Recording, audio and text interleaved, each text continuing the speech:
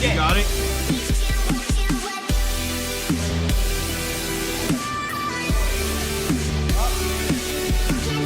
Let's get it! Hi everyone, I want to talk a little bit about the workout that I did the other day. The first thing that it had me do was squats, Shako I should say, the program that I'm on. The first thing that it had me do was squats, and I had 4 sets of 2 at 370, and the first 2 sets I did high bar deep squats, and then the last 2 I did low bar, and I mean they were below parallel, but they weren't ass to grass like the high bar squats were. And then I moved on to bench, and what I've been doing with those, because my bench has been feeling really good, is any sort of the percentages that it gives me, I kind of go above and beyond what's on it. For instance, it had 195 for a couple, it was like 2 sets of 3, I moved it up to 205, and it had 225 for my top set, I moved it up to 235. So I'm making small increases like that to help that linear progression and help me, because I'm still a young lifter, so I'm going to be progressing quicker than what the program would have programmed normally. So I think doing those sorts of things kind of individualizes the program better for me. But then after bench, I had more squats, and I think just the first set I did with high bar and ass to grass, and the rest I did low bar, and it had 4 sets of 4 with that, which it was very, very difficult because it was with 345 pounds. And with the second set of squats, I didn't stretch with the weights. I kind of stuck with what the program said because I knew I'd be really fatigued, and I was. And so they were very, very difficult and very taxing to do again. But again, I like the challenge and it's fun. And in between, it wasn't just squat, bench, squat. It's squat, bench, and then like a couple, it was like what I do, like incline bench and flies or something. Like I did 2 accessory chest stuff and then squats, so it wasn't as close together as it would normally seem. But then I had deadlifts after that, and deadlifts aren't in the program other than 1 day a week, and I don't like that. So I changed the program to meet what I wanted to do, and the top sets that I had for that was 505, which was very hard on the first set because I was really dumb and I didn't warm up my grip going into it. And if any of you ever use a hook grip, it's very important to warm up your hook grip and not just to go into your working sets with your hook grip, because it doesn't work unless it's warmed up a little bit. So I got to my first set and I pulled the first one because I did Sumo because it puts a little bit less strain on my back, and when I do a bunch of squats, my back's already fatigued, and I kind of want to, I'm far enough away from any meat where I want to focus on doing more sumo stuff. So I do my first rep, and it was sets of 2, and it was like hard, and I set it down, went to reset, and I failed to, like, the second rep was like, it's not coming up unless I just completely just destroy my farm.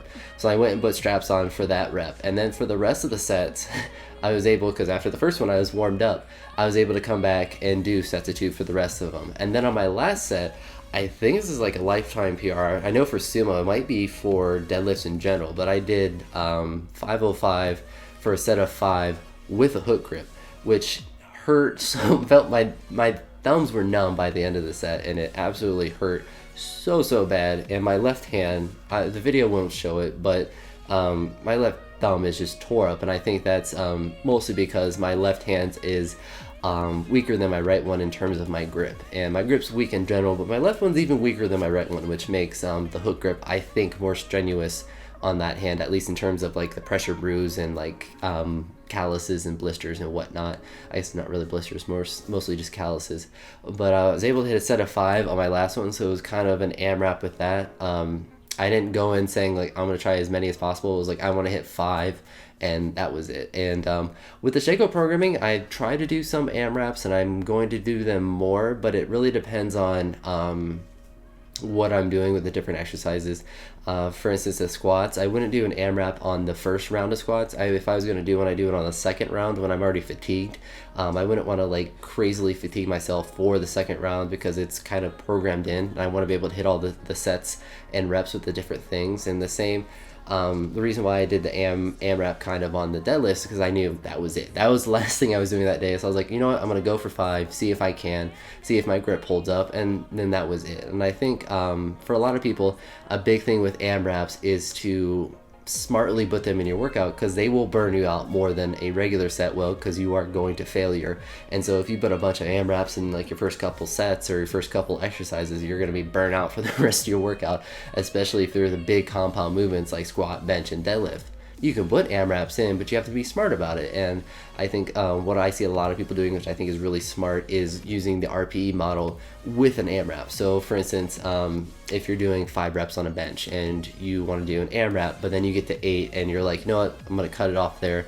It was RPE of like 8. I had probably 2 more reps in the tank, but I didn't want to kill myself. And for someone like me, on the type of program that I'm doing right now, I think that's very important to do stuff like that, to not just go 100% to absolute failure with an AMRAP, but to be able to be like, it was RP like 7 or 8. I had a couple more, but I got a little extra work in and it made me feel good. And I'm already doing, and that's the thing, is I'm not so concerned with AMRAPs now because I'm already going above and beyond what the linear progression is, because I can with the reps. Like the 370 was rounded up for, I forget what the number was, but it was rounded up, and like all the working sets I round up to it. And sometimes I do generous rounding, it's round up to the nearest whole number and then plus 5 pounds or so. And so I'm really liking the Shake-Up program right now, and I'll be sharing more videos as I do more of the stuff with it.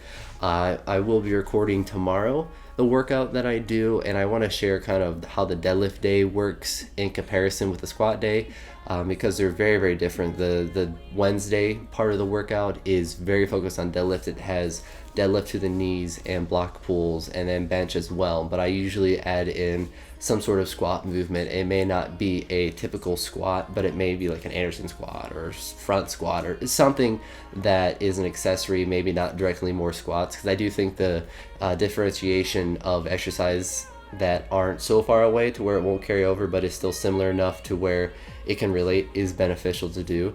But with that, I won't ramble on too much longer. If you made it this far, congratulations. I had a little burp there. But anywho, thanks for watching, and as always, usually I say, wait, as always, thanks for watching and have a wonderful day. I butchered that completely, but anywho, I'll talk to y'all later.